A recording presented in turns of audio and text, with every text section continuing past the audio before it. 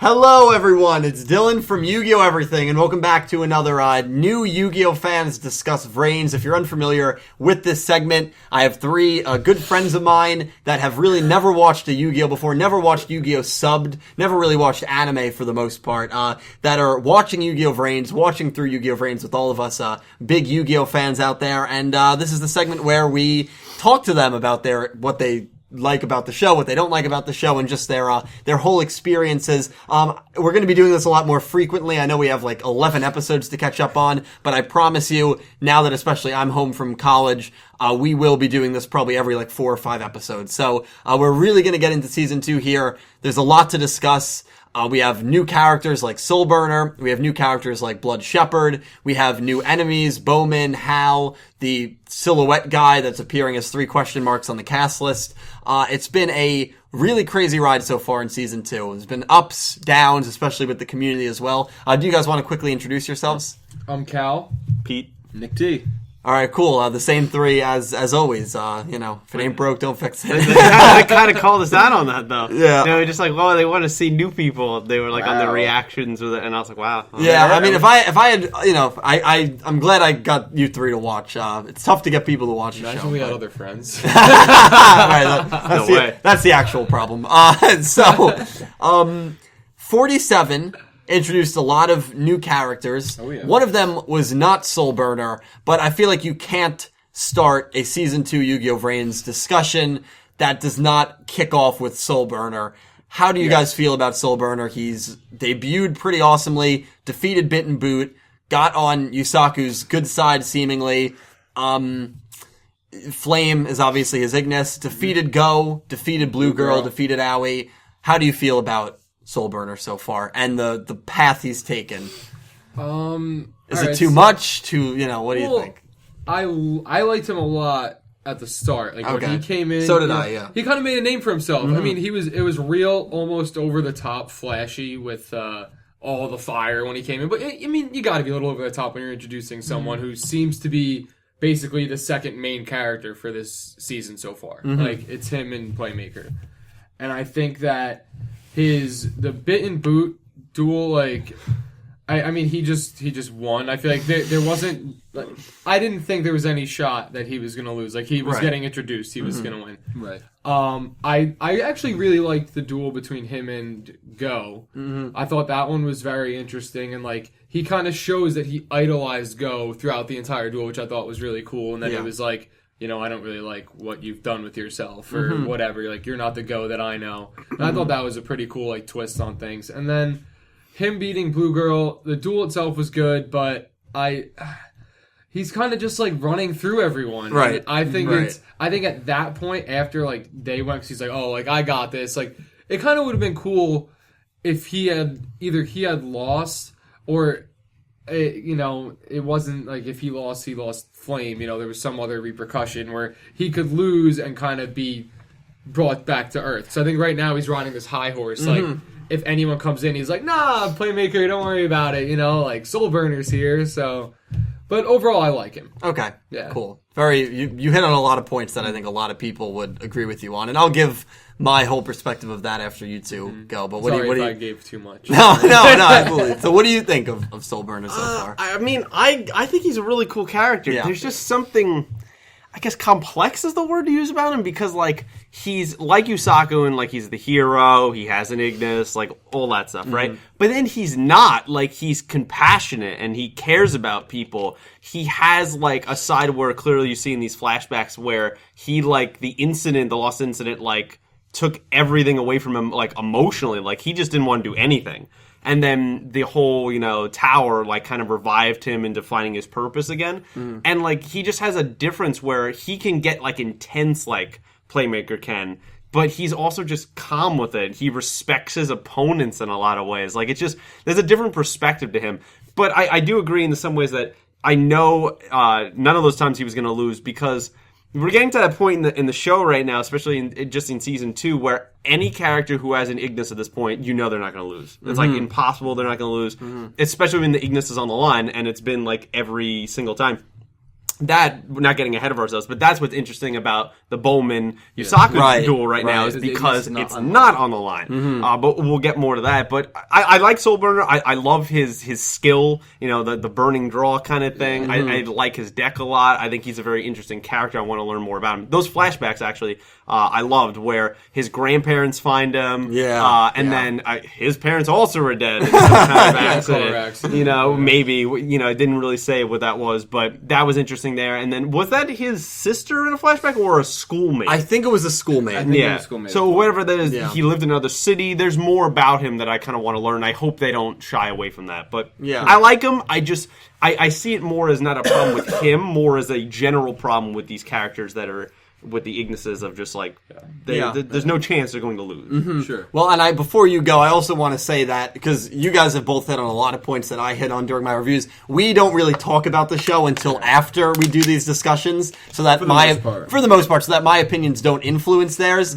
So don't think that I've pushed any ideas or agendas on they're all free thinkers. Doing good. No. I mean, you're agreeing with what I think. You're agreeing with what I think a lot of people would say so far. Nick T, what do you think about Soulburner? So I feel like I have almost not quite an opposite take, but slightly, where at the beginning I didn't like him very much. I thought he came on a little too strong, him and Flame especially. But then duels aside, as it went along, I liked him more and more. I think the character development was pretty rapid and really great. Giving all the backstory, giving him a lot of monologues, talking about how he looks up to so and so, where they're going, Blue Girl. And I think that's great. And of course, yes, he's defeating them, and it's a lot, but I think it's kind of telling to their effect on him. And I think that was a really cool thing. So that kind of made me like him more rather than less. So I kind of started off sort of neutral about him and grew an appreciation for him as the rest of the show went on. Cool. Same with, I mean, I guess we're not talking about Flame. With Flame. Well, Flame you but can same mix in, with Flame, where I found him really annoying and then liked him a lot. So I think, their growth together I like quite a bit.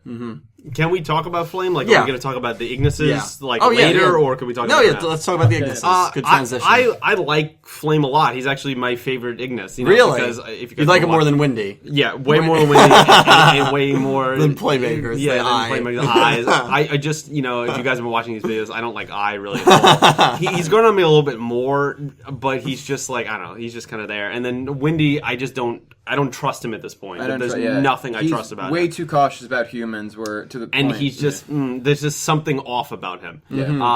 But with Flame, I don't know, I like how he's constantly cutting Soulburner down. Even when there's in serious moments, he finds a way to and it's not like a jokey kind of Windy thing. He just straight goes for the throat. And I like that a lot. That's kind of my kind of sarcastic character, I guess. So that really fits me. So I like him a lot. Actually, it does in a sense remind me of you. And I think what's also funny, and in a great way, where anything he does is nothing is his fault in a funny way, where it's he chose for them to meet on the Ferris wheel, but then it's let's get off this dirty gondola. They're you chose this. This is your meeting spot. It's something you do. And then when he first introduced himself, with his name and thing, I was like, oh, that's really annoying and way too forwardly obvious. But then when he tried to do it again, I was like, oh, this is a gag. I think this is hysterical. Yeah. It's his name Flame is way better, because we know they don't have a lot of creativity here on Yugioh. But come on. But it's way, with names at least, but it's way better than Windy. I mean, even I was just Windy. That was, come on. They could have done anything. We could have came up with something way better that could have been wind-related. Cyclone, anything. Yeah, that would have been something would have been a better name. So you don't like the name Windy? All right, that's horrible. In my opinions of the Ignis, I'll do it quick. Eye is very annoying, but at the same time, I kind of enjoy his characters. A lot of comic relief and a lot of just it's just a lot of extra stuff that it kind of adds to it, because Yusaku's so straight face and bland in the sense that he's I'm on a mission, and he puts his blinders on. He's this is what I'm doing. And I kind of brings it back to reality and jokes around and at least tries to make him laugh or whatever, and then he kind of brushes him off. And then Flame's the opposite, where he'll crack a joke, but it's more at you. It's not with you. It's Dylan, you're awful. Like that's what he would say. Yeah, like, yeah. And like when he's dueling against Blue Girl, he's like, yeah, but there's one thing she doesn't have is like an amazing AI like me. Yeah. Like he's like, do burning draw, you'll win. Like I'm telling you this. And then Windy to me reminds me of like the same kind of energy, trollish, where he's like, and I don't trust him either. I just he's very sketchy with humans, where he's like, I'm not gonna go meet my human. Why would I do that? You know, 'cause it's like I don't know. Which is funny though, and I think we have to keep in mind. Season 1 built us up to distrusting the Ignis, where it's like they kept saying, like, building up towards them have like nefarious intentions, and then they flipped it on you. It's like, dummy, I was good the whole time and I was telling the truth. So I think, of course, I'm cautious of Windy as he's cautious of humans, but I think he may surprise us. At this point in time, though, I trust Flame the most at all three of them so far. Absolutely, really. He tells it as it is. I think. I honestly feel like he is more the human and. Like, personality-wise, and Soulburner's his sidekick. Yeah. Like, he's more in control there. Like, it's almost like he's the one winning the duels. Even though, That's a good point. I don't know. There's just something kinda about credits him. himself, He just seems more like he cares about the cyber's world, and I guess we'll get more to that. But he seems like he's dedicated to what Soulburner's doing. Where the other two, I feel like, have their own side quest. And clearly, Windy, obviously. Windy, definitely. But, like, even something about it's still...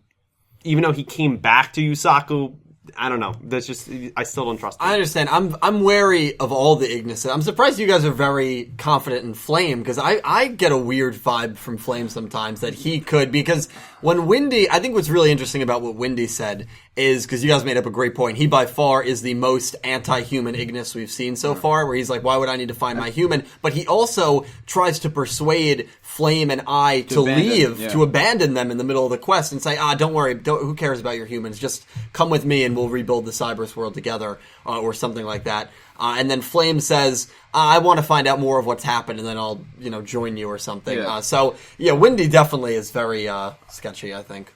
I think with Flame, I get what you're saying, and I think that's what makes Flame the most trustworthy. It's kind of a symbiotic relationship with him and Soulburner. They both have their own goals, where obviously Flame wants to get down to the bottom of what happened to the Cyberse world and obviously fix it. But you can see that he's sure that what he does with Soulburner, whatever they do, they'll reach the same outcome, and he'll be able to get what he wants out of the thing, and Soulburner will get what he wants. I just question, like, what are the power levels of each Ignis, right? I assume they're not all equal. So there was a comment when they met Windy or something. That he's like not a good duelist. Yeah, you're but not he's as better like at controlling data storms. Exactly. That's what it was, so they have their own little niches, I guess. Yeah. But even if he's not good at the dueling part, maybe is also why he doesn't want to find his human partner, because he's not really good at that aspect.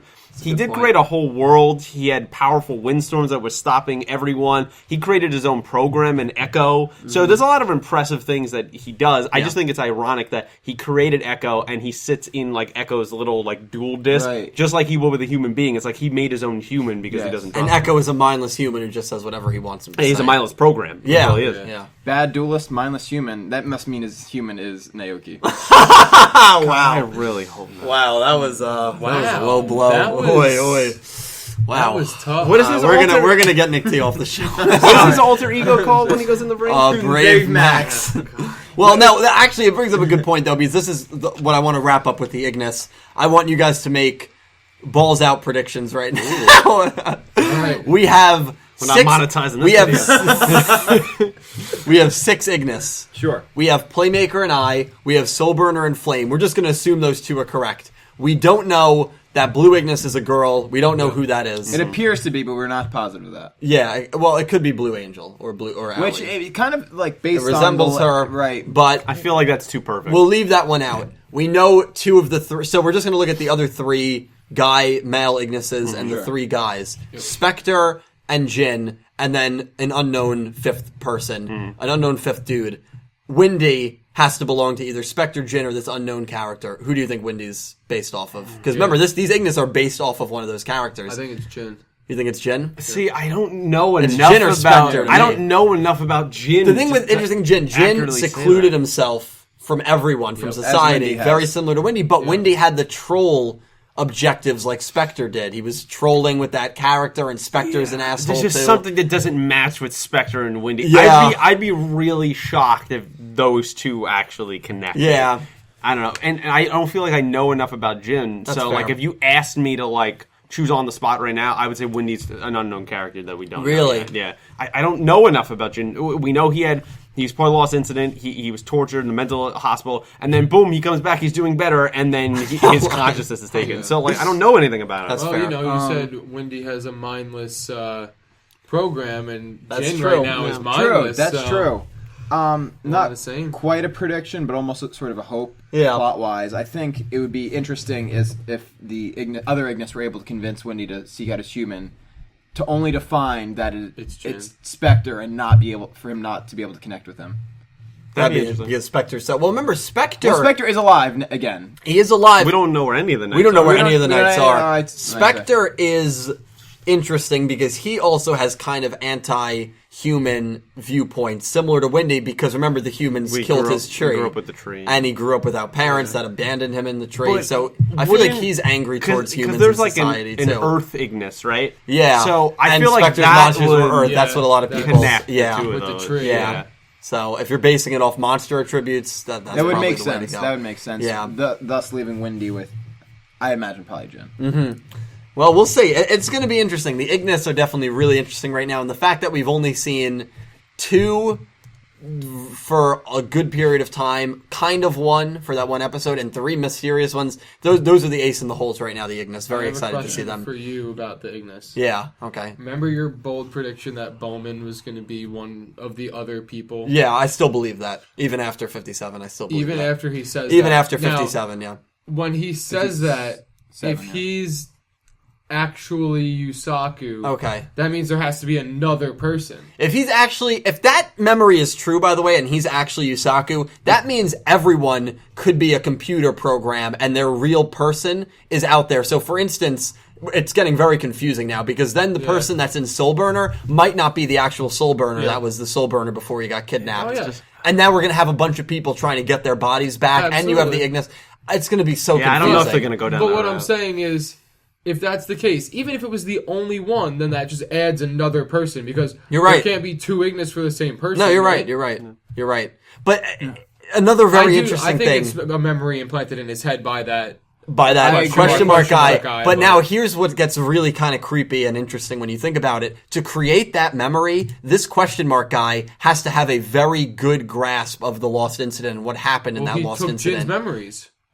But do you think he got everything from Jin's memories? Jin He didn't. got Jin's memories, and then well, he got that Jin's was- consciousness. Well, we don't know yeah. if his memories were in there. All right. So, but he does that to Jin, right? Yes. He goes, he wipes Bowman's memories after that. and Again, then his Bowman's Bowman memories comes- were wiped the first time they dueled. Yes, and then after he gets it wiped, right? Yeah. The question mark guy has the consciousness of Jin, and that's when Bowman changes again and becomes I'm Yusaku, that type of thing, and he knows the whole incident. But Jin's memories wouldn't know about young Yusaku and what Yusaku was It going would be through. very similar though if he's vague about what he's saying. It could be the same. But guess. each of them had their own experiences suggestion. because that's what those But he- Ignises are based off but of. he That's why doesn't all six are say different. anything 100% specific to Yusaku. That's What's a good very point. interesting is he never even says Yusaku. He never even says just Yusaku. says- Wouldn't he he says, "I'm remember? you," Yeah, right? wouldn't he Yeah. remember? I'm Playmaker, I think he says. Wouldn't you remember? See, I view Bowman as, again, I often do on the show, he's more of like a Winter Soldier character. Because no he's actual a memory. weapon that's Yeah. being controlled by puppet. other people, and he's constantly brainwashing and playing with new memories to believe something that's not. You believe they're fake. Yeah, they're completely fake, and everything he says, I can't believe, and until that's proven otherwise, that's how I'm going to think. I agree, but do you think, because another interesting theory is that these memories might be real, but they just might not be Bowman's? Okay. Like question or Maybe question his mark memories. characters, yeah.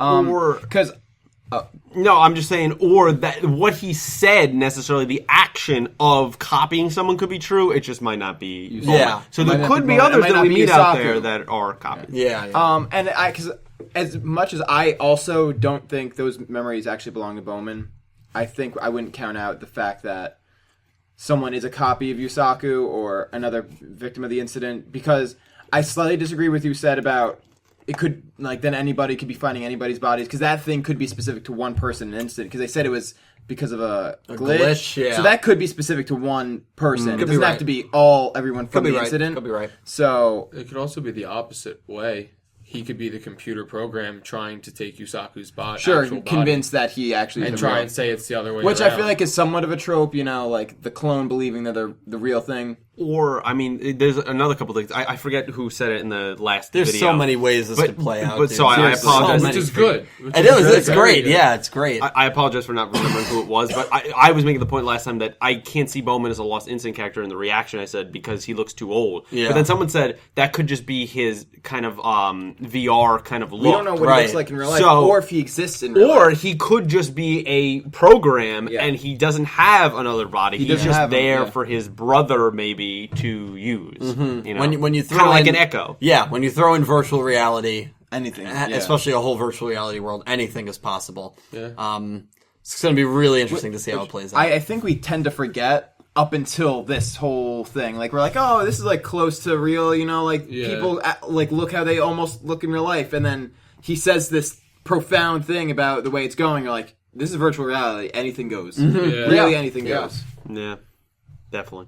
So, I think that's really interesting. Especially the area they're in right now where they're fighting. Right, the restricted area is more. very Well, that's the thing. gray. We don't know. Because, no one can even view this duel. The frog and the pigeon can't get to this area. So whatever happens here, if, let's say, crazy scenario, which isn't really that crazy, Bowman wins, which I think is going to happen. Yeah, no ignorance Bowman of the line. wins, and then Bowman somehow takes over Playmaker's body, and then Playmaker is stuck Goes out into in the VR world. People think it's him. And everyone's going to think it's him because no one knows this duel happened. Sure.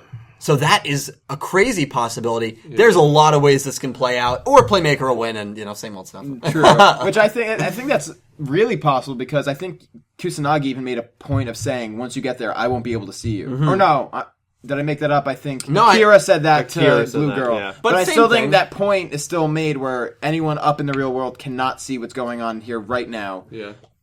So That would be interesting, I think, if it went that way, and then kind of Soulburner catches up like he did, Yeah, and like then he's the one that I assume there's some way he's going to be able to get that forced logout program, so that's how they get Yusaku out, and then he'll have to convince everyone that guy isn't, I'm the real one, and that guy that you've seen for weeks, let's say, is not. Yeah. That's Bowman. And the show, if this was near the end of the end of the show, they could do some crazy thing where we think the real Playmaker that we've been following for the first 100 episodes ends up winning, and then the Playmaker that won at the very end of the show, the last episode, says something, and you realize that it's actually Bowman. And then that's how the show went. That would be crazy if they... But we're in the middle of the show, so that won't happen. But there's a lot either way, of I think cool ways it can play. This plot line is going to get weird. Yeah, it's gonna get trippy. And I I'm really hope excited. I'm excited. Yeah, I hope it gets weird. Honestly, I do. because I just watched the season finale of Westworld. Don't- And all I'm saying is, you saw the first season, right? Yes. How weird it is and how confusing it is. Yeah.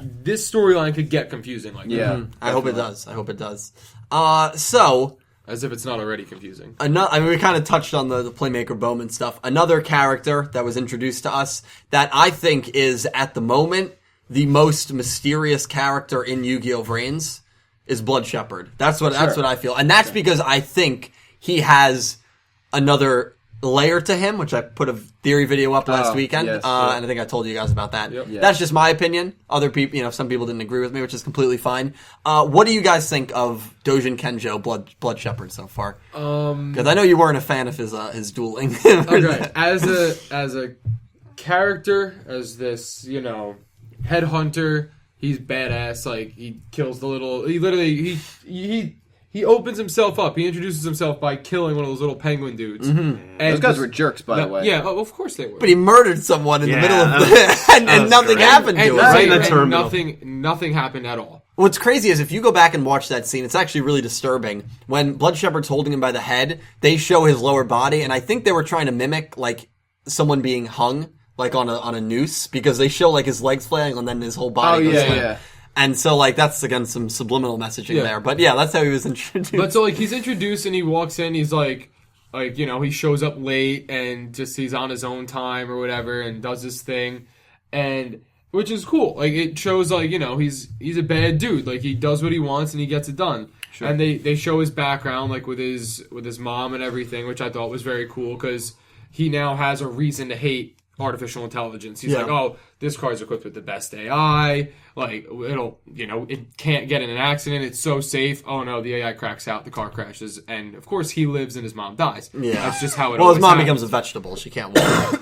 Yeah. So, all right. Becomes a vegetable. But, I mean, that's almost worse than dying, honestly. She could be dead now. They probably could have pulled Being realistic there, they probably, you know, how long No, was it? yeah. Well, the doctors say she'll never stand again. So, oh, really? They say she'll never walk again. You also don't hear about her after that story. No. So you really don't know where she is, whether or not she's alive. But well, he becomes filled with hatred. Yeah. Then it gets to the point where it's the Yusaku or Playmaker and Blood Shepherd duel. Mm-hmm. And I just felt like it dragged on forever. Yeah. And I felt like there was nothing exciting about the way he dueled. I was never in any fear that Playmaker was going to lose.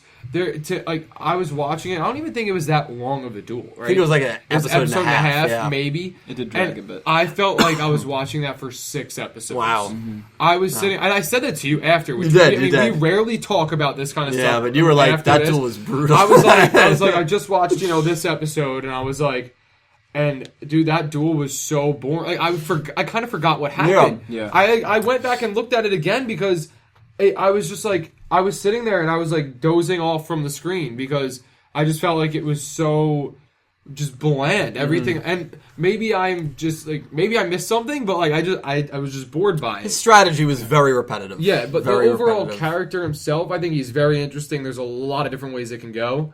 And the whole Emma scene, what do you make of that? The fact that he knows Emma and Emma doesn't know who he is. I thought it was very interesting because he's like, he calls her Emma. Yeah. He doesn't call her Ghost Girl. Right. And he's like, and he's just like, oh, like he literally just says Emma, right? Mm-hmm. That's it. Like Move nothing. Emma when he throws her, yeah. And I think that's going to come back to show, like, she's going to figure out who he is. Mm-hmm. And it's going to be like, where she sees and she has to say something, but she doesn't know really who to say something to, like, and it's not someone I guess that they would want in the situation that he's in. Like I think he could have either a connection to the people in the restricted area or something along those lines where she knows it's like a bad deal, and as someone who does everything for the money for the most part, she'll actually show this like sensitive side where she's like, I need to tell, say, Akira or even Aoi, just like, which she's prone to. She's done before. Like, so, look, this is a bad dude. Like, you need to figure out a way to not have him keep doing this because he'll have his own agenda and do whatever he needs. Do you think they're brother and sister? That's a popular. It's a bold prediction, but at the same time, like, he did recognize her, so he has to know her on the outside. Definitely, yeah. Which limits who it is, and also know that she's on the inside, is in the VR world. So it could be. I wouldn't be terribly surprised, but it would be a very cool, like, realization if it is. Yeah, definitely. I mean, I like Blood Shepherd. Yeah, I love him. I love him. He's a you character. I said this from the start. He's just something cool about him. Like you said, from that opening scene, he has, again, the very popular kind of Cable Winter Soldier arm thing going on. It's very popular these days. Now, he's just cool. I like how, yes, we know what he looks like in the actual world, but no one else knows that's him because he has the mask on. He's got the hat that's flowing with the animation, which I thought was really cool. I do agree that the duel left something a little bit to be desired. Because his style was repetitive, but also because it was only an episode and a half, and I feel like they hyped him up of like he's the pro among pros, and Emma's saying like, oh, like if he Blood Shepherds after them, that it's over and things like that, and then he was pretty easily handled. So there was something off about there. I did like that he's another person where he's probably not a lost incident victim, but I like how just like Wendy. Where Wendy doesn't trust humans, he doesn't trust AI. So it's kind of this nice dichotomy of both of them contrasting. And I like how he uses his AI to trick and then tells it to shut up when he doesn't need it anymore. He does the whole, snap counting thing. that's cool. But he's a liar with it because in the flashback you see he counted to 3, then didn't move, or he counted to 2 and then shot. So like he's never what he says he's going to be. There's always something off about him. There's something you can't trust about him. Sure. And the scene with his mom, again, another parent getting injured or dying in an accident. That to me was the saddest one though, because Yeah. that was in real time. Yeah. All the other ones were flashbacks and they this were one still we watched frames. happen. This one we watched. Like that one Yeah, that one got me. That was sad, and we don't know what happened to his dad because it leaves something to be like. Are you saying that his dad died, or are you saying his dad just left them? So we don't know. His dad's there. gone. We know Probably that. won't come up really again, but it's just interesting It about leaves his an character. open door there just in case. But he gets messed up. Obviously, I thought actually when that first happened, I thought he was also going to have like a cybernetic eye because it was all covered up. It's covered up. So that would have kind of been cool. That But would've I been guess awesome. I guess it would have been a little tropey too. But it would have been very cable like then. But Yeah, right. But him like that one scene where I don't know where he was. I don't think it was at Seoul, but he's like destroying all the AIs or whatever, and then like he's killed a lot of them with that arm or whatever. Yeah. Sure. So he's had this pattern where he's been in the network for years. He's built a reputation as the best bounty hunter, and then I don't know how he knows Emma. I thought that was very interesting. I caught that immediately when that happened. I was like, wait a second. I was like, how does he know who she is? And Zaizen, Akira didn't even hear that. He didn't even catch it. Yeah. So he couldn't even like question her or something. And there's been a couple moments where Emma is like wondering about it, but she kept it from 3 years later. She's still thinking she kept about it from That's how much Blue Girl when she was explaining the story. And then there was another moment that I don't think had to do with Blood Shepherd later that I can't remember, where she also seemed like she was thinking about something and then didn't say anything. Like when they were going through all the wind. Yeah. There was some moment there, you can let me know down below, I can't where remember they what- were talking about something and she knew something clearly and didn't say anything. Yeah. So whatever that was, I'm sure I'll go back and watch it. But yeah, like Blood Shepherd, want to see more about him, but I definitely want more, I guess, creativity, with the dueling. I want something It's to happen predictable. there. When the Ignis Yeah. are on the line, it's predictable. And then the drone kind of setup that he Yeah. has with the general, it's like... Didn't really do it for you. So you both weren't. Was that your least favorite duel of season 2 so far? Yeah. No, I mean, I wasn't a huge fan of the bit and boot. Oh, that one It was was kind of a throwaway, though.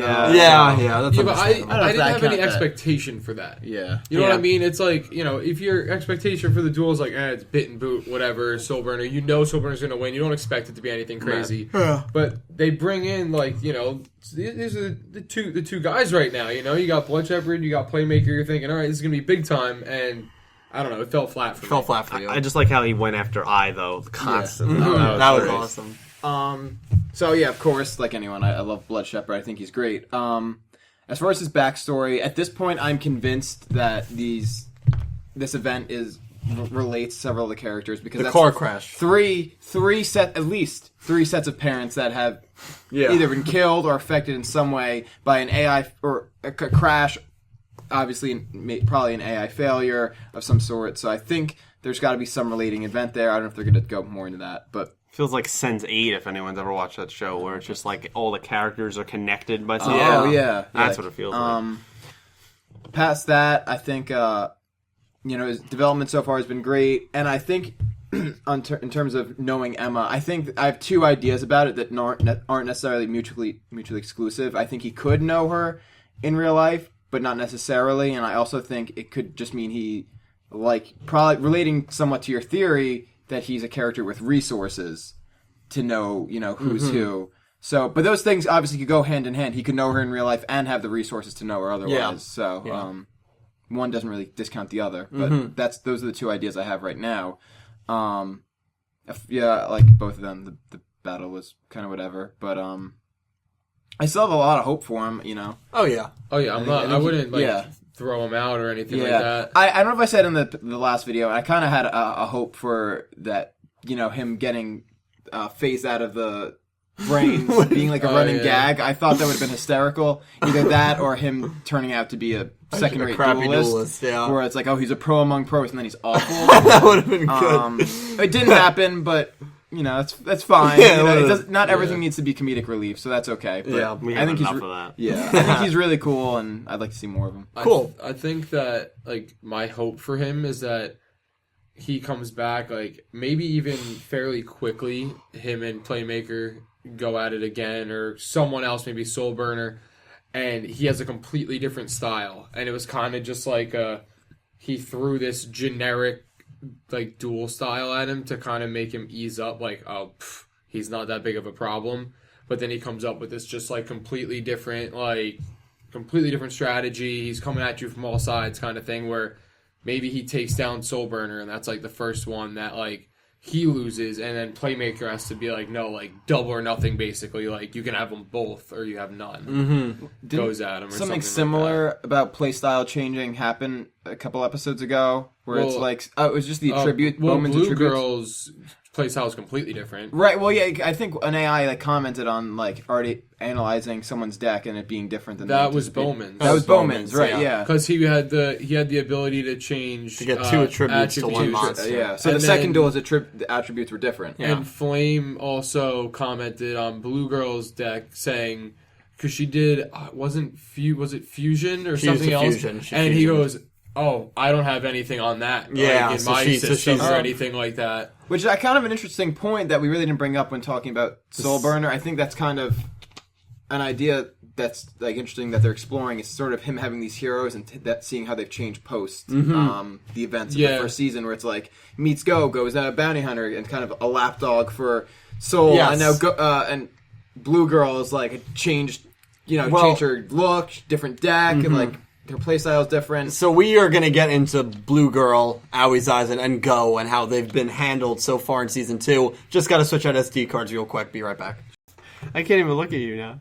So sorry about that, hopefully seamless transition. But anyway, let's, the last thing we really need to discuss here is Go getting this whole character makeover. Go's gotta go. This whole character redesign, and then losing to Blood Shepherd, to Soulburner. Whoa, to Soulburner. That would have been a cool matchup, though. Go versus Blood Shepherd, it would have been. And they hated the each same other. team, They though. could, well, yeah, but they were button heads. The bounty hunters, you're never on the same team. So, Go versus Soulburner. Soulburner wins. Soulburner versus Blue Girl. Blue Girl wins. Two characters from Season 1 who seem to get kind of these character makeovers. One, I think, a little more drastically than another. And they both lose in their debut Season 2 duels. What are your guys' thoughts on that? Does it bother you? Do you think it could have been done differently? Do you think they're just pushing Soulburner too much on us? I mean, what are your thoughts on really Blue Girl and Go right now? Okay, well, first of all, you said Blue Girl wins and she doesn't. Yeah, Just that's one. what I. What did I wanted to say? call What out did I on it. say? You said that she won the Soulburner duel. beats Go and then Blue Girl beats Soulburner. I apologize. No, actually, That's just what you really I said wanted. Blood Shepherd beats Go. I'm all over the place. it's- I need to go that's to fine, bed. that's Jesus. fine. Soulburner wins both duels. Yeah. Soulburner beats Go and Blue Girl. I apologize. So, Soulburner, as I said earlier, I think Soulburner beating Go, I was fine with. I think Go is honestly a very crappy character right now. Come on. I no, in the way that he's been kind of, they give him this like heel turn, this whole big thing. Like, yeah, I'm a bounty hunter now. First of all, his reasoning is like he basically saved the world with Playmaker, but now he has this vendetta against him because he didn't do it like Playmaker did. Well, he wasn't getting the credit in the media. You know, it was like Playmaker got all the credit and he's just he's one of the others. Meanwhile, you know, Blue Girl's nothing like that in terms of having some vendetta against Playmaker. She just wants to do basically, I feel like, what she thinks is right, which is getting the AI. But I don't know. I think Go is just like, it pains me to say it, but he's kind of a waste of time. Is he a lost cause for you? Yes, I think it's going to take. You don't think he can be redeemed at this point? I think There's a lot of people would agree with you, honestly. I think that they're going to find some way to at least bring him back to do more. But in my eyes, like, his importance level has significantly fallen. Really, Like, you really got to find some way. First of all, the only thing that drives him originally was the orphanage. Now his drive is that he doesn't get the credit he deserves. Big whoopity-doo. Like, Think about the children. well, that's what it used to be. Now it's think about myself. And I don't know. The way his character was dealt with, I don't really like it. Blue Girl, I kind of like the switch up. I like the way she changed her dueling and everything. Well, before we get into Blue Girl, let's focus on Alright, Go, go, because go, I feel go. like you had a lot of rebuttal. Not completely disagree, but disagree with a lot of that. I don't think he's a waste. It's a waste of time. 2, I think the heel, because you said it yourself, heel turn, and I think that's pretty telling given that he's his whole dueling is based on wrestling. His character's essentially a wrestler. Shawn Michaels. Sure. So the heel turn, I with The think, Rock was more. He's sort more of, like Ryback. come on. Come on now. Or Zack Ryder. Sort of specific to his character, so I think it was kind of an interesting thing they did with it. I think it was fully intentional. And I think he said that they would find a way to sort of redeem him. I think they've already set up for that in several ways in the Soul Burner duel. One, him giving obviously the background of why he got changed wasn't very sympathetic, but I think you kind of see the perspective into that, and you kind of see the way Soul Burner was talking to him kind of affected him at certain point. Not the whole time, but in certain points. So I think one, Soul Burner beating him was important, I think, to sort of show him that he's going about this whole revenge thing all wrong. And 2, I think it's just a way of him changing, really seeing the truth behind it rather than this whole warped not getting credit thing. Okay. So I think they've already set it up for him to redeem himself rather than them finding a way. Mm-hmm. It's not. I don't think it's going to feel forced at all. So Yeah. before Pete says his opinion, do you think that he's just going to have some self-realization that he's on the wrong side and he's just going to hop back on like Team Playmaker? No, I think right now the seeds of that idea are planted based on how Soul Burner was talking to him. What he said, I think, has affected him. But I think there will be at least one more thing that will be like a call for action. I think he's going to get knocked down another peg, whether it be from Blood Shepherd, or he may come to the realization that he was set up to fail by Akira the entire time, which is becoming more and more clear with every episode. So I think there's going to be something else that will sort of knock him down again, and then he'll realize where he should be. He'll realize where he should be, and if we figure out if there's more, he's been more important than we thought the whole time, whether he's somehow tied with the Lost Incident. I don't know if it's essentially true. Yeah. But we did predict that earlier on. Oh, yeah, earlier on. The early theory was that maybe he was so a it's victim. I still think it's possible. So I think he'll change. You don't think to- the hope is lost? No. Yeah. I don't think so. His hope for me is lost. I just don't like him. What do you think? I think he just lost his way. I don't think he's a crappy character. I think that's kind of Well, extreme to say. I will say, from my opinion and perspective, through 57 episodes, he has been Biggest disappointment. the most disappointing Sure. character Oh, thus far. absolutely. But I think he was when they first introduced Yu-Gi-Oh! VRains to us, yeah. Playmaker Yusaku Fujiki was the first character. The second character introduced to us, Go. this was when Arc 5 was still airing, was Go. Yep. And then the third, right after he was debuted or introduced to us, was Aoi. Those were the original three, and Go has just not acted like the second tier character or the first main character that I feel like he should be. And that's the right. It's not his fault. It's more like the writer's fault. I thought he had an interesting premise, but the writers have not really given him the time of day, and I think that's why people like you and a lot of people out there just aren't really clicking with him. Because we all, as a collective group in this room, were excited to see what they were going to do with Go from the beginning. They Yeah. dropped, The first they discussion did drop video- the ball on him a little. The first discussion video, we were all like, I can't wait to see what they do with Go. Like, I really hope that, they didn't kind of just throw this in and then he's gone. And it's been bad. It's I won't argue that. I won't argue that. And it's funny that you said that him and Aoi were both seen as heroes of the thing, even though they didn't get the credit they deserved. I feel like they got more than appropriate credit considering they both died. They didn't win. Yeah, that's true. No, but- That's a good point. They didn't do anything. But They went there to lose. They didn't even beat anyone. But that is why that's why I think Go is being so ridiculous. That's the point. He died. Why are you searching for so much credit when I you guess didn't? it was the courage to go there and But put he up a good gets fight. I mean, recognized. he put up a good fight against like, Revolver. but like Soulburn was like, you helped. Like, you Yeah, helped Playmaker, yeah. you're one of the people to me that helped save the VRains. And he says the same thing to Blue Girl, too.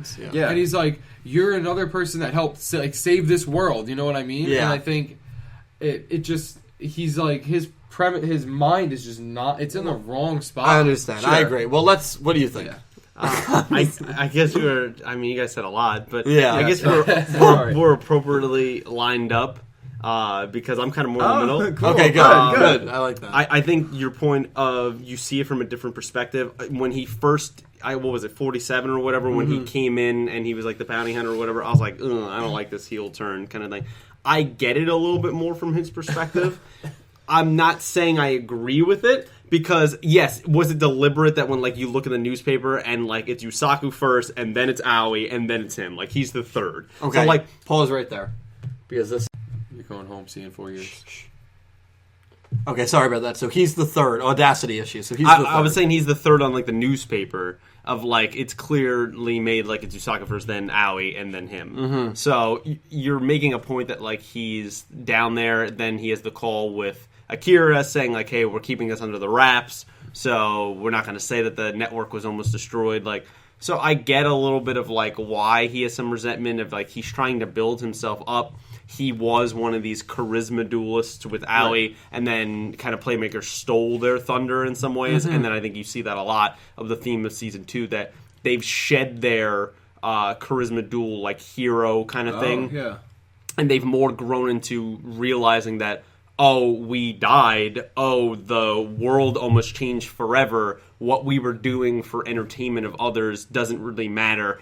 And they're both on these kind of character journeys of trying to find themselves, and I think that has to do with why they've changed their outfits, why they've changed their decks. You know, in Go's case, completely changed his deck. Yeah. Where in Aoi's case, yes, it's still Trickster-like, but there's a lot of differences of what goes on there. So it's about them finding themselves. I do agree on the other side, though. I don't like his heel turn at all. I think his perspective enough of being jealous, basically, of Yusaku isn't good enough.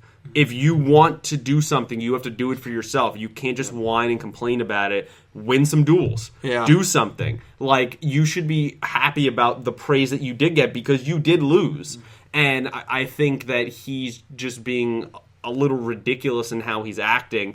I do think Soulburner is getting to him in some ways, but not enough. Like, Soulburner was saying that, like, to Aoi, but also, I think more to go, that you were the reason I turned around. Like, it wasn't Yusaku, it was you. Of, like, why I came out and started dueling again, and you changed my life. Like, he wanted to beat him to get back the real Go, and I just kind of hope that happens because, I don't know, it just, it feels very flat of, like, where he went. Like, if you want to go that way, you need to have more of a justification. If you want to go that way. It was unintentional. I agree. We could also mix in Blue Girl a little bit. I mean, before we move on, I guess we're still sort of related because him saying something reminded me that it's almost symbolic in the sense that in season 1, towards the end of season 1, they both die, and then when they reintroduced in season 2, they shed their old clothes. They are sort of reborn, almost like the phoenix symbolism kind of thing going on. Yeah. They had a song, The Phoenix. Yes, yeah. It took me a second to realize that. But yes, that's all I had to say about that. We can totally move on now. Especially on that note. Are we going more to Aoi? Yeah, let's go to Aoi. Whole redesign. She duels really well against Soulburner, and she loses. Gets thrown into a cliff. What do you guys think? I liked it. I like where she's going. The duel was. I mean, her dueling style really annoys me. I just don't like the burn? just like the little chipping. Yeah. It really annoys the hell out of me. And especially like all the different like techniques that she had of like every time you summon a monster, you lose 200, you lose 400. Like it's like stop. And so that's why I made it more satisfying that Soulburner literally took it from 4,000 to 0 in just one shot. So that was great. I do like her redesign. I think you made this point, I think off camera we were, where clearly Emma's having some kind of effect on her. She is. I think it's completely... Even the name, Blue Girl. It's completely intentional in the name. It's completely intentional in her outfit. Her hair is shorter and, less like, crazy, like cartoonish-like. It's more cut like Emma's. She's acting more like Emma. She's realizing that she's made mistakes. She's analyzed the weaknesses, even though she did lose. She did do better. Yeah. Not saying that she didn't do good against Spectre, but that was also like a torture. But I like that she's progressing as a character. I like that she's caring more. I didn't like necessarily her being so loyal to Akira. I understand it's her brother, but you just watched Soul almost destroy the world basically on their mistakes of creating the knights and all the stuff that happened there, and then you're again not siding with our heroes per se and going after the Ignis. I didn't like any of that, but I did like when they were in the cave and she convinced Emma to give up the kind of get out of the login free card, whatever you want to call it. I thought that was very heroic. So I have way more hope for her being on Yusaku's side, or not even necessarily that, being on the side of good and maybe realizing that Soul is not what they are just because your brother runs it. Clearly there's something wrong there. Way more than Go. Yeah. Yeah, I'll go. I Also, agree.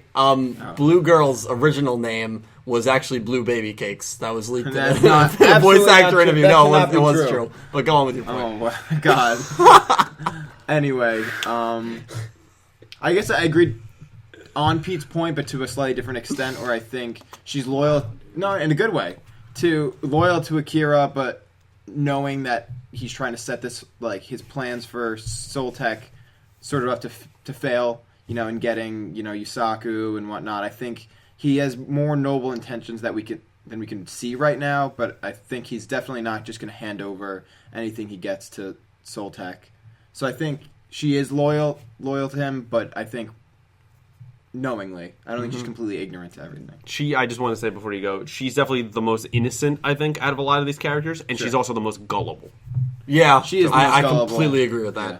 Completely agree with that. But her character, after that Soulburner defeat, you don't think is in peril or was horrible for her? Oh, no. Yeah, I didn't think so either. I think that duel was really hated by a lot of people in the community. That episode, I wasn't a huge fan of the episode because I didn't think the duel was necessary between those two, and it was a Soulburner defeating another first season character. Sure. But she's still done. I think her character's been well so far, and I think a lot of people were more upset with it because it's been the same old song and dance for girls in Yu-Gi-Oh! For the last 20 years, and they were hoping this one was going to break the mold. But you know what? It's nothing new for Yu-Gi-Oh! And I still feel like it doesn't hurt her character She's at still. all. I mean, Emma's still strong. I think it doesn't hurt. I don't think it hurt her. I think she's still strong. Wins and losses isn't everything. No, it's not. Especially in character development, I don't think wins and losses mean everything at all. Sometimes losses are more important than wins. True, and I don't think the duel it specifically was necessary, but an event like that there was necessary because of Wendy's like deal, like, oh, get them out of here, and you can do.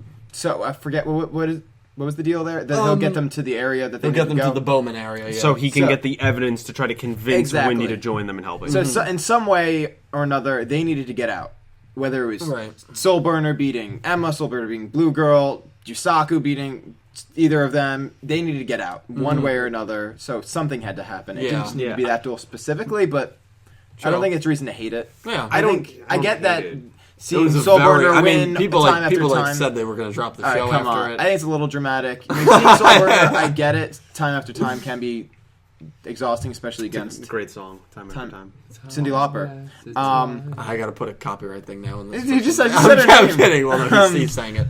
Yeah, that was yeah, but I mean, I get that it can be exhausting, but I think I didn't like her reasoning. Like I said, it just felt really weird, and I think that Yusaku makes a point to say that I'm on good terms with Ghost Girl after the whole Tower Hanoi thing. Sure.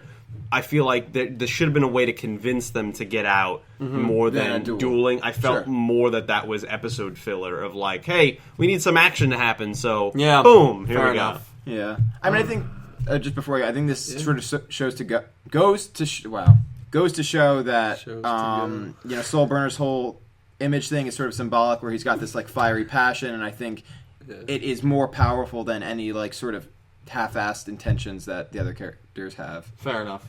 Being Go and Blue Girl. Fair enough. So I think overall I like Blue Angel to Blue Girl, like the transition. Yeah. I also think she's like matured, her dueling style changed, which I think that really is the only reason for the duel, was just to show her change. Like it kind of showed like she's not the same old like little Blue Angel anymore. Like she's kind of showing that even though she lost, she can kind of fend for herself. Be like, even throughout the thing, like Ghost Girl watches the whole thing. She's standing there and she's like impressed, even after she loses, she's like, wow, like, I can't believe she lost, basically, because she really thought that she had it all figured out in the bag. But obviously, like, the burning draw is a great skill that Soulburner has, and he finds his way to win. But I also when you said the thing about caring more, it kind of keeps that aspect of Aoi being like a genuine caring person, and she, like you said, innocent. Like, she doesn't see that anyone, like, she looks for the good, I feel like, in everything. And she sees the people down there and she's like, I don't care if we have these programs, like, they obviously can't log themselves out, so they give it up. And then even Ghost Girl's like, like, maybe, it's right. And it turns out Flame has the copy of the program anyway and gets them out regardless. Mm-hmm. But I think the duel itself wasn't like anything spectacular, but like it was better than just a filler, I would say, than like a filler duel, because it helps the development of like Blue Girl. Like Go's duel didn't help him at all. Right. In my opinion, there was a couple of things like Soulburner said, like, oh, like, like, you were the reason that I came back out here, like, and you were a hero in my eyes, oh, blah, that make him, second guess what he's doing. Yeah. Mm-hmm. But it's so minimal, I feel like, in comparison to, like, the change of, like, Blue Girl's, like, such a noticeable change, I feel like, and in a good way. And I feel like Go's change is just he's kind of still stuck in the middle of, like, I'm heel turning, I'm full bad, I'm a bounty hunter, and then midway through his duel, he's questioning himself. True. And it's like, it kind of shows him almost as like mentally weak. Which I think is, it's not a great characteristic for him to have, especially being this physical specimen that he is compared to everybody else. Whoa. But I think But you know about lifting. It caught feelings for God. No, because he's huge. I know, I'm kidding. And then Blue Girl, like, she like grows up in a sense, and she's like, I'm ready to take on bigger and better challenges. And I think hers is just a much better transition in comparison. I agree with that. Hold on. You called him a physical specimen. He's huge. Yeah. Like, I'd want him on the defense of my football team. Yeah. He's enormous. Is he your, like, gym partner, you think? Like, he's going to be your spotter? I feel like I would trust him as my spotter 100%. You want to say something? Not mental support, but physical support. I did want to say, I think, because the Bowman duel isn't wrapped up with Yusaku, I think the Go Soulburner duel has been the most interesting duel by far of Season 2 so far. Yeah. I just like the dynamic of that, even though, Soulburner wins again. But I also think with Aoi, and I predicted this way back, I think her innocence, her ability to do good, eventually is going to outweigh her being gullible. And I think if Akira's intentions, like I think they're going to be, are more nefarious than they appear to be, I think it's going to lead to a split between two of them. And I said that way back in the teens. You did. And I think that is something that they are building up to. And I think if they didn't build up to that, I think it's a lost opportunity and a plot that they could have. So yeah, that's fair. I love Akira. I disagree with you. I think he's very clean-hearted. Honestly, I think I'd be very disappointed. I'd be so he's a good person. Yeah. I think a lot of times his professional intentions and his professional responsibilities outweigh what he wants to do. Yeah. So if Aoi's life is on the line, sure, that's more important than his job. Yep. Anybody else and anything else, even if he has to deceive Aoi, he's going to pick his profession over that. Maybe.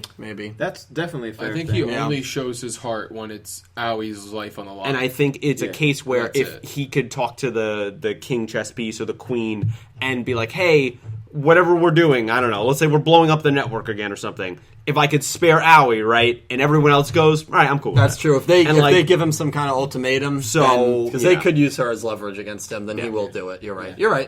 You're right. And I think we're leading to that where she's going to be like, wow, you're not the person that raised me. And that'd be crazy. That could be a very good plot line. What I think is really crazy? What? About the fact that we just had all this discussion. Yeah. And Kusanagi's not even a mention. He's not even a mention. And he's not important. He's not. Yeah. His brother... instantly taken, right? In episode 47. Very early and then on. he's barely in it because he's not important. Where he's like, there's one episode where he's like, oh, I have to break this coded tech or whatever, or I'm going to be useless. Well, you have been useless the whole time. Like, I think he's just not there. And yes, does it have this? It speaks to there's a lack of communication in the restricted area, but it's also that, like, I'm starting to believe more that Yusaku does view him as an acquaintance, not a friend. And that's what I think. I think that's.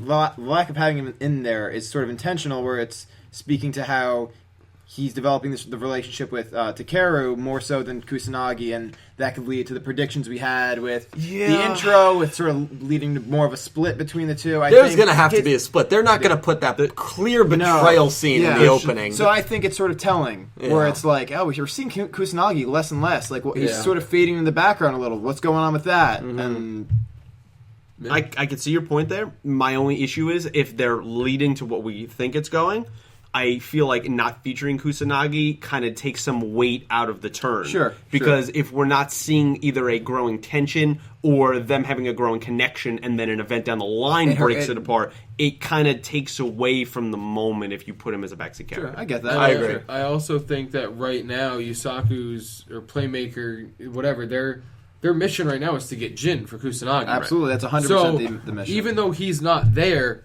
he's the reason for what they're doing. Sure. So it doesn't have any sort of tension right now to build, especially with him not being there. That's true. And he's like, I feel like as of now, he's kind of like this guardian angel character where Which he has just kind been, of, really. he's just like kind of looking over Playmaker's shoulder, like, all right, I'm just making sure you're okay. Like, I don't want you to go off the deep end. And the restricted area is kind of like, all right, you're on your own now. Like, you have to find your way out, which makes the Bowman duel that much more interesting if it ends the other way. Yeah. But that's why I would just think it's interesting that we barely talked about him, because he's kind of the reason for everything that's going on in a sense that they're trying to get Jin back, but at the same time, he's not even a part of it, which I think is just interesting. He doesn't get his hands dirty. Yeah. He's always sitting back, and I understand he's a good hacker, but I really don't think he's a duelist. I really don't think he duels. Yeah, I don't think he duels.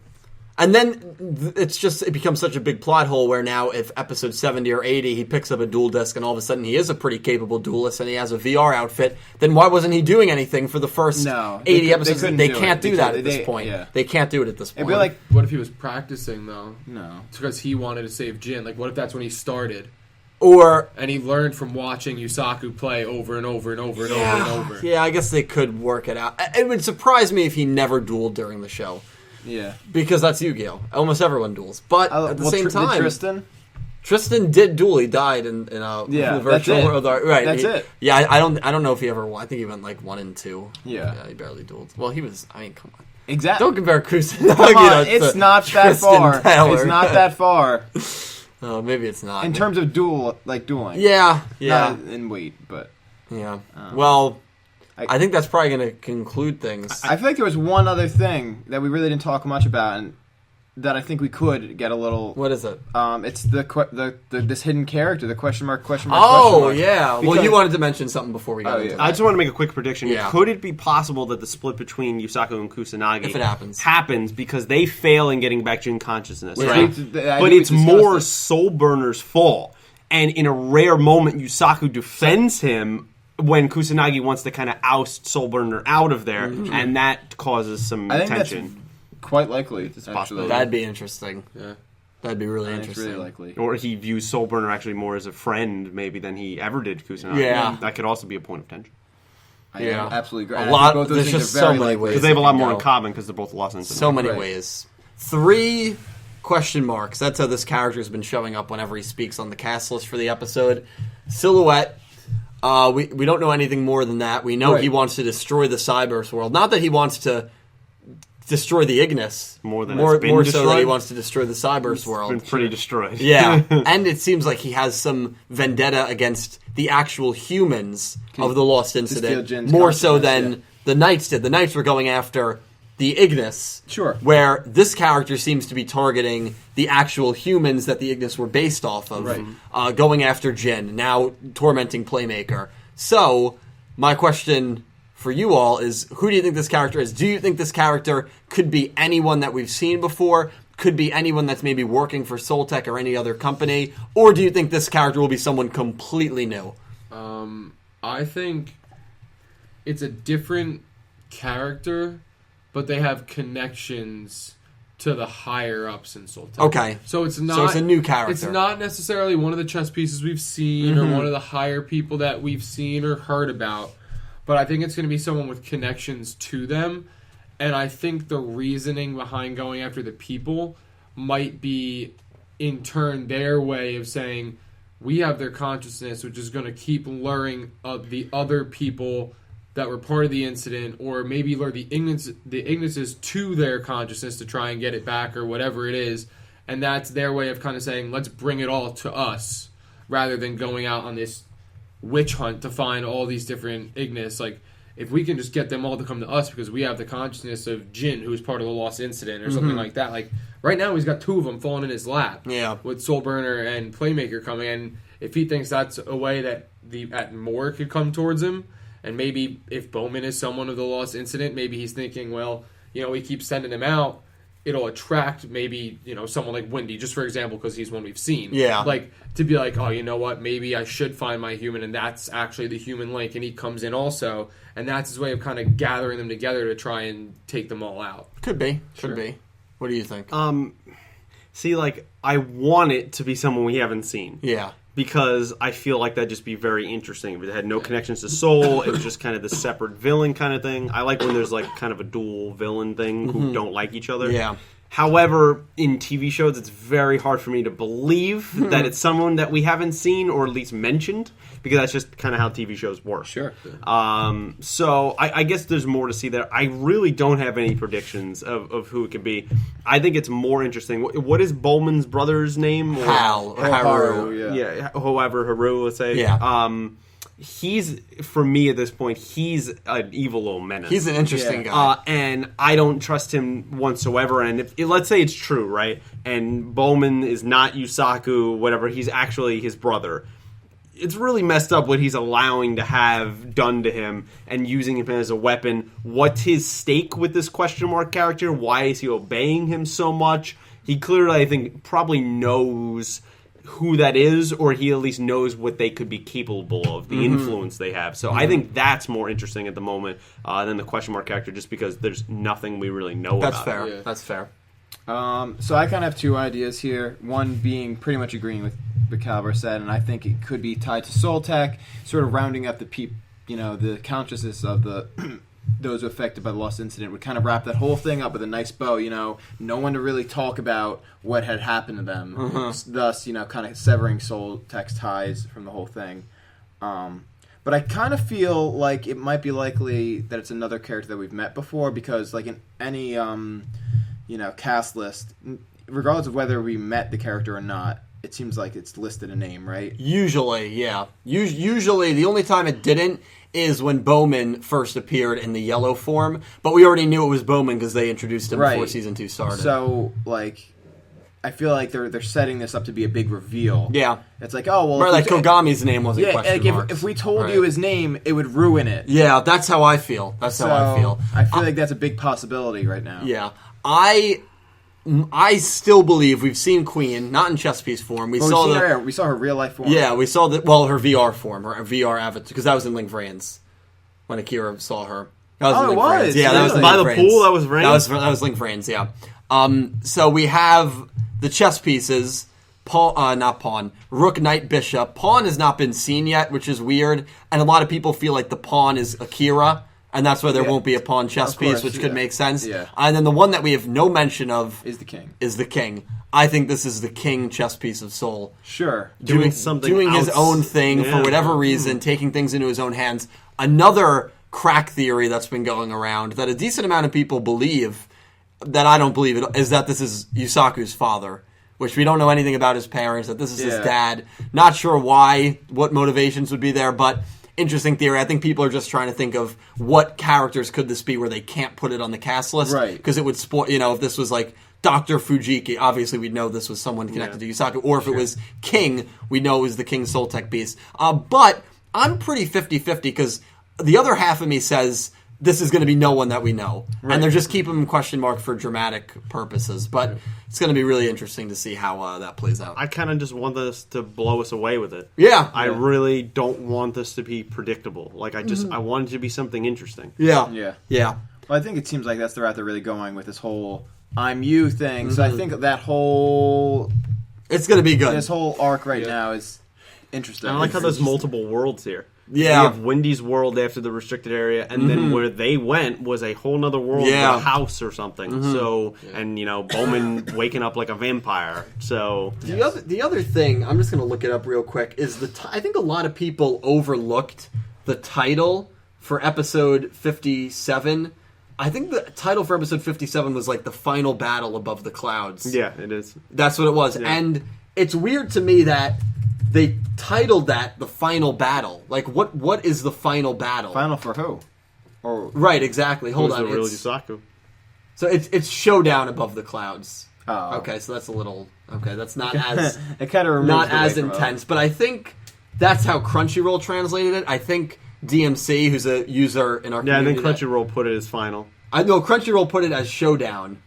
I think... DMC was. Oh, no, no, he said Showdown, too. So we're gonna edit this part out then, right? Maybe we should. Okay, well, I was wrong. No, we won't edit it out. But, all right, well, so... that Never mind. Still, no, I think it's still. I mean, the weight kind of gets taken off from it a little, but I think it's still kind of what is really going on here. Yeah, it's going to be interesting. Do you guys have anything else to say?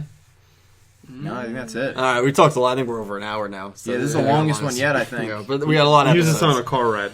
Yeah, definitely. And again, we will be much more consistent with this. Every 4 or 5 episodes, we'll be doing one. And we'll be doing some group reactions, mainly with these two, because he has to work in the day. But then maybe there will be some Wednesdays where we'll wait till Wednesday night and try to react.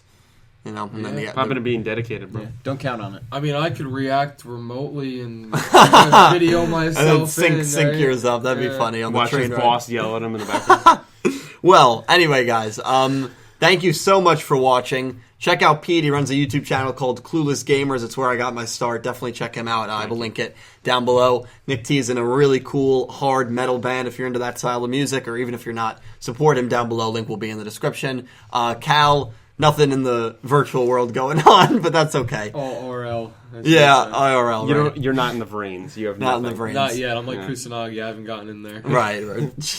Special thank you to my platinum tier patrons: Alexa Baker, Christopher Johannes, Bouska, Glen McGookin, James Rose, D01, Jorge Carrillo, D01, and James Rose, and to my diamond tier patrons: Soledsnak and bouldergeist. I might actually keep that little mistake in because I switched out the orders, but after 3 weeks, I finally memorized the Patreon incredible. orders. Yeah. I was about to say, I was impressed. Yeah, thank you. But no, really, what's impressive is everyone who supports me over on Patreon. Thank you so much from the bottom of my heart. It really does mean the world to me. And thank you to everyone who even just watches these videos. If you're watching still, guys, you're on. Bravo is right. You're incredible. This one's brutal. Yeah, really. I mean, really. No, but thank you guys, honestly.